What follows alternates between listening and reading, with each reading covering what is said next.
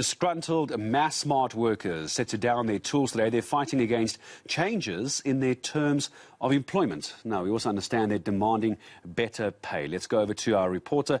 It's Lindokuhle Xulu who is following this for us. So, Linda, hello to you. Let's look at the situation on the ground today. Not very good timing, of course, as we get closer to Black Friday and also closer to December. Not at all, Gareth, and those are some of the concerns that have been raised by the Massmart group, saying that this is quite disappointing for them because workers would understand the fact that this is a critical time for some of these stores. But one of the things that the statement we've read from the Massmart group said is that they do not understand why workers or the union would force workers to actually go on strike, particularly because they believe that they've been doing due diligence as far as these workers are concerned in terms of the wages and in terms of the fact that they claim that they have been able to retain the majority of their workers even through COVID-19 as well as other difficult times, and that they've also been able to increase in terms of the inflation some of the wages that these workers would be getting. So as far as Massmart Group is concerned, there is no understanding in terms of why exactly is it that Sakau, the union representing some of these workers in the Massmart Group, is in fact taking their workers to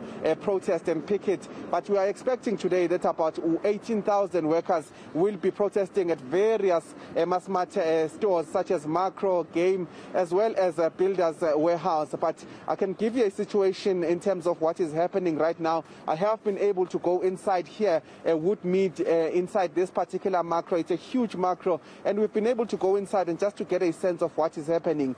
And in terms of what the situation is inside, it is exactly as the Massmart Group has said in their statement, to say that they will be putting contingency plans, one of them being that they'll be hiring temporary staff, bringing them in who are familiar with the environment, work environment that is the Makro stores as well as Game stores and many of their stores. So we have seen that the workers inside are not necessarily wearing a uniform. In fact, they are wearing black clothing to show that they do not necessarily work there permanently, but they are those workers that are working inside. So at the moment, it's all systems go as the Massmart Group said, to say that there will be contingency plans to ensure that the trading continues. But from outside here, we were expecting that there would be some picketers, some of those workers that are saying that they want a redress in terms of those wages as well as other things that they've mentioned. But what we are getting a sense of from the union is that they are on their way. They are set to meet on this particular Makro in Woodmead, and they are set to picket outside here, which is part of their demonstrations. But at the moment, they haven't arrived. They've just told us that they are on their way. But inside here, the trading continues. This store has opened very much earlier than is expected, which usually opens around 9. But it's open, and there are those temporary workers that are working inside. All right, Lindokuhle Xulu, thank you very much indeed, out in Woodmead for us. We'll be checking with you again later in the day. So trading is going to continue somewhat, but if you are planning to go to Game or Makro, perhaps be warned there might be a slightly slower service than what you would expect. We're back to Lindo again, Toombs, later in the morning.